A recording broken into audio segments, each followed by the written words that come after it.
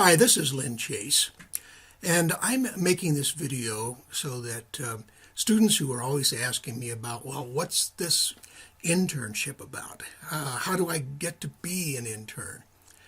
And how much work is it? So I've made this video to supplement the documents that you're going to find in the D2L course shell that goes along with the video, so that at the end of this session, you'll have a better idea of sort of the overview of what an internship is. Now, in the paralegal program, we have two courses that are both considered to be internships. One is cooperative education. That's PAR 287, cooperative education. The second is PAR 280, internship. Now, actually, the PAR 287, though the number is higher, we really started offering that before we offered the 280 internship. So you should take 287 first, because there are some elements of it that get you started down the internship path. So what is this course intended to do? What is internship about? Well, the idea is to teach you program skills in a real working environment, in a real law office, and to teach you how to, or to give you the experience anyway, on how to plan your accomplishments in advance and to then report those accurately. Now, generally, you're going to want to get as much out of the paralegal internship as possible, and you should have some specific goals about what you want to achieve. And rather than just have those be generalized, like, hey, I want to get more work experience. Well, you should be very specific about what kind of work experience. What are the weaknesses that you think you currently have that might hold you back from getting a good paralegal job once you finish our program? Or what are some of the things you just want to enhance your skills? So that's really what this internship is about, is real life experience, planning what skills and experiences you want to have, and then achieving those. So the idea is not to give you 3 credits for a job that you already have. However, it may be that you are working in a law office, but you're just not doing paralegal work. We have a lot of students who come here to try to upgrade their skills. So they might be legal secretaries, they might be receptionists, they may have from time to time performed some skills that we would call paralegal. But the idea is, if you are working at a firm already, it's to get a commitment from your employer to allow you to do more challenging things and to do some of those things that would clearly qualify as paralegal skills. So, in order to be enrolled in the paralegal internships, you have to get the instructor's approval. And I am the instructor for both PAR 287 Cooperative Education and PAR 280 Internship. And I have learned over time that, you don't have to be at the end of the program, but you do need to have at least completed Introduction to Law, and I would say have some basic understanding of the legal ethics that are involved. And we do cover that, of course, in Introduction to Law. So you generally should have at least a 2.5 grade point average. Now, if you've taken all of your general education courses yet, and maybe you don't have a 2.5, but you have a 2.5 in or above in paralegal courses, we need to talk, and I'm probably going to give you my approval, particularly if you know exactly what it is you want to do.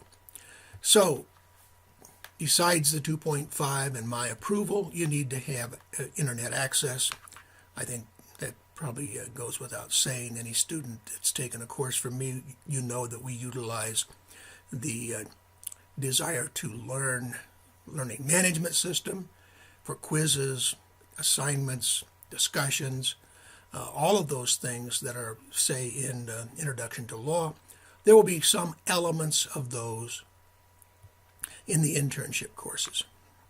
So as far as specific learning objectives, it is my hope that by the end of this training we're talking about here, you will be able to identify the major components of externships and internships that are offered by Pikes Peak Community College and get a grade of at least 70% or above on the post-test.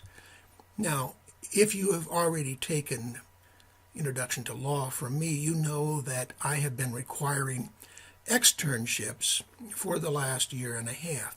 And basically the difference between an externship and an internship is that an externship is a much shorter duration. We're talking about probably 2 to 3 hours for each of those 2 externships, whereas internships are going to be 90 to 135 hours, and they're going to cover an entire semester. Now, attached with this video are the documents that show you the lecture component that I have prepared that gives you more detail about the difference between externships and internships. Now, a second learning objective is that by the end of completing cooperative education, you will have the idea that you need to come up with at least 5 core law firm proficiencies.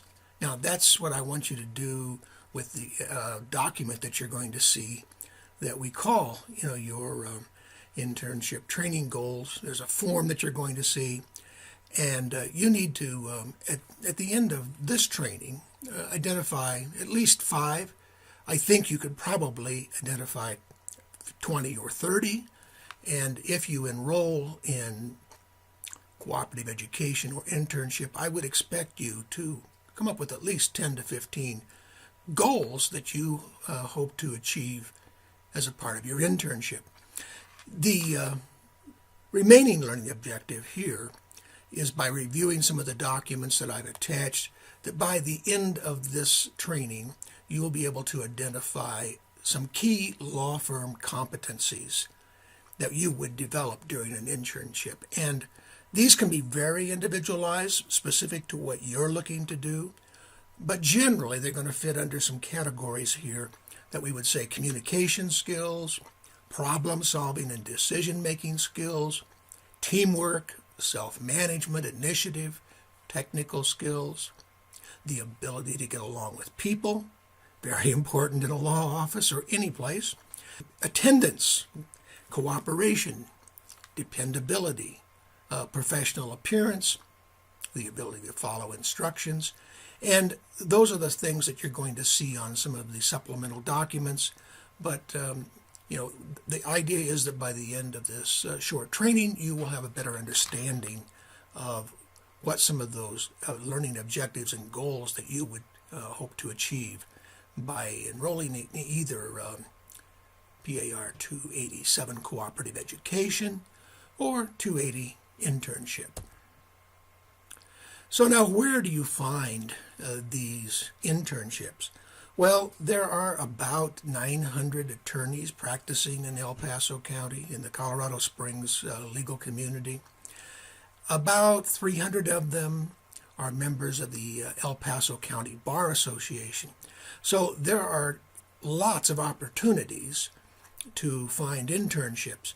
We do have some law firms that already have established relationships with Pikes Peak, so that they would be quick and easy places for you to go and begin an internship, and there'd be some familiarity. But an internship is very much like a job. Even though somebody's looking for a new employee, they're under no obligation to take anyone, and you have to convince them. And so that is somewhat true in the case of internships. There's no duty or responsibility. You have to sit down with them. You have to decide whether you're a good fit, whether you feel comfortable there. And they have to make those same decisions as well. Now, there are two major internship experiences that we have been affiliating ourselves with over the last at least 12 months. One is with the McDivitt Law Firm. Those of you who have been in Colorado Springs for a while recognize that this is a high-volume personal injury law firm. And they have their headquarters here in Colorado Springs. They have two offices here. They have an office in Pueblo. They just opened their second office in Denver. And they are somewhat unique as far as law firms. They have about 90 employees, about 20 plus attorneys, and they have a full-time training department. And the training department is eager to work with Pikes Peak students, and we have generally had at least one paralegal intern there every semester. This current semester we have actually 3 that have completed their internship. So it is a very formalized training.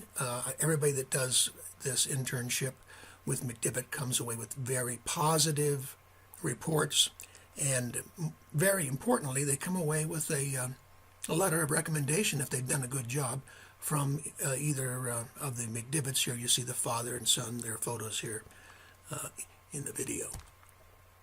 Now we have a second internship. If somebody's not quite focused yet on what kind of legal specialty they'd like to work in, we have an excellent arrangement with the El Paso County Bar Association. As I said, there's about 300 active attorneys in the Colorado Springs legal community who are members of the El Paso County Bar Association. And those attorneys feel some civic responsibility to provide pro bono service and low and modest means legal advice. And we have been able to team up with the El Paso County Bar Association to have many of our students provide pro bono legal services and to help with interviewing and actually maybe mentoring with an attorney. So we have there's a document here you'll see that talks about the relationship with El Paso County Bar Association. This is just the top part of that document. You'll see the full document in the attachments that go along with this video. A couple of the big things that happen for you with the El Paso County Bar Association is if you complete an internship there, they will put you on their website for at least the first year after you're out of our program, and they'll give you 1 year free membership to the El Paso County Bar Association when they send out their monthly e-blasts on their website. You will be included there as looking for a job. So some real rewards and benefits for doing an internship with the El Paso County Bar Association. So, well, what kind of documents, now that you've got a little bit of an idea about where you might go, what kind of documentation are we talking about? What do you have to do in this course? The major thing, I think, is to sit down and create a list of improvement goals, things that you want to improve in, things you want to learn about. And when you prepare this document, and you'll see that as an associated document here as well, you're going to sit down when you're interviewing with an internship and say, hey, here's what I'd like to learn how to do. Can I learn that here? Can you help me? And so you basically are entering into a contract with this employer or trainer to accomplish those goals, so that at the end you will have achieved some positive learning experiences that you would not have gotten probably any other way. Now, you're going to file weekly reports about your progress and about your achievement of these goals, and there are some documents you're going to see in which the employer is going to evaluate you. There's a form that they will fill out at the end listing your strengths and weaknesses. The big, I think, payoff is that If you do well, they will give you a letter of recommendation. And as many of you are no doubt aware, getting a job as a paralegal is not easy, not that entry-level job. And you will often see advertisements that say they want 2 to 3 years experience. Well, you may have a college degree, a bachelor's degree, plus this paralegal associate's degree, or maybe you'll have the associate's degree, and hopefully you will have done well and learned many skills in our program. But how do you get experience if you have none? Well, this is one of the reasons I am very positive about why people should do internships, because it gives you that opportunity to have your foot in the door, to get some real experience, to have some people that you can put down on your resume as folks that would, be saying positive things about you. So we need to have, and you need to have, that kind of documentation to be able to create your resume and help you in your job search skills. So you will see that document is attached here. It looks exactly like this. This is the first part of the document. You're saying, here are my student learning goals. You list some. Here's an example from someone who's been involved in the culinary arts program. They've listed this first proficiency, which was to prepare a purchase order or agreement. And they describe the specifics by saying gain proficiency in creating properly formatted purchase orders which adhere to company and industry standards. You're going to list different ones than that, of course, but you can see that you should start with at least 3 as a part of this initial training. But during your decision to enroll in the internship, either cooperative education or internship, you should develop a full list. And you can see at the end of this list, I'd say at least 15, you're going to assign your name that these are your goals, and you are going to ask the employer or trainer to basically sign a contract with you that says, yes, we can give you those skills, you can learn that here, and we will help you. So it's very important that you have the employer on board with doing what you want to do. This is a very open concept about how you decide what is in your best interest to advance your paralegal professional skills. You do have to complete weekly logs that show what you've done. I ask students to keep a paper copy of their work as they proceed. You can use Clio's law practice management software, which you all have a free account of. You could use that to keep track of your time. I also like you to report in the discussion area of the courses each week what you accomplished, so that other students can see what you're learning and you can learn from them what kind of things they're doing. So completing weekly logs is an important function of the documentation needed in an internship. These are also things that you're going to be able to use when you go out looking for a job to show people what you have accomplished. Now, there are some misconceptions about these internships. First of all, the PAR 287 Cooperative Education is a 3-credit-hour course, but 2 of those credits are on-the-job training, and one is more of an academic. There's a textbook that you're going to purchase. It has 14 chapters, therefore there are 14 quizzes, which works nicely with a 14, 15-week semester. So in 287, which you should take first, you're going to have this book. You're going to learn a lot of skills from the book.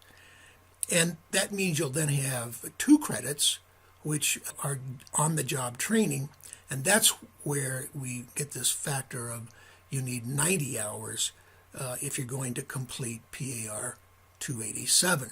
280 internship, which should be taken after you've taken 287, has no academic portion. It's all on-the-job training, and therefore you need to get 135 hours of training in the semester. There are some folks who think that once they get their 90 or 135 hours, the course is over, and that is not correct. You have to work for the 14 weeks. So if you wanted to work 20 hours a week for a month and a half, you'd get your 90 hours, but that's not going to be the end of your responsibilities to be successful in either 287 cooperative education or 280 internship. You, of course, see here quickly, we start off with you and I meeting together the first week of the course, and by week 2, we hope that you have created and gotten an agreement on your employer training and your improvement goals. You also would be filing your first log. You don't come back to class after that. We don't have a physical face-to-face class, but from after the first session until the very end of the semester, when you're going to put together some sort of a summary internship report. And I have students say, well, can I fail this class? I used to say, no, you can't, but I unfortunately have to say that I have found one student in the 10 years that I've been teaching here who failed the internship class. How can you do that? Well, just like you can fail a job. If you don't show up, if you don't turn in your weekly assignments, if you don't take this as a serious opportunity, if you just think, well, this is an easy A, no one's watching, no one's monitoring, nobody will know whether I've done this or not. My first reaction is, if that was your approach, you really are cheating yourself. You're selling yourself short. You shouldn't do that at all. So is it possible? It is possible to fail, but if you have a commitment and a desire to become a paralegal, you will have no problem completing this course and probably achieving a grade of A. So I've had some students say, well, I've completed my 90 hours at McDivitt. Can I now go somewhere else? Could I go to the Bar Association, or could I? I've had some contact with another lawyer. Could I do that? You definitely can. If that is a lawyer that has not signed an agreement with us, we would want them to sign that agreement, because it's an internship agreement between the college and the law firm. It provides the law firm with workman's compensation protection, basically workman's comp insurance if somehow you were injured on the job. So that helps encourage some attorneys to become involved with our internship program. So if you wanted to, you could, switch or add an additional. I've had 2 or 3 students that have really gotten into the internship, and they know the more letters of recommendation they can collect, the better their chances of full-time employment are going to be. So they really get into this. So, the important thing here is to remember in a internship, you are representing not only yourself, but the college, the program, and your fellow students. So if you do something that reflects poorly upon yourself, the college, and the students, you're not just harming yourself, but you're harming all the future students and your classmates. So take it seriously. It can be a very, very positive thing for your future. So lastly here, you will meet me at least a couple of times during the semester to check on your progress. You can call my office, the front desk there, 719-502-3300 to schedule an appointment with me. And if you have any questions as we go along, of course, we have email, and that's maybe one of the easiest ways for us to communicate.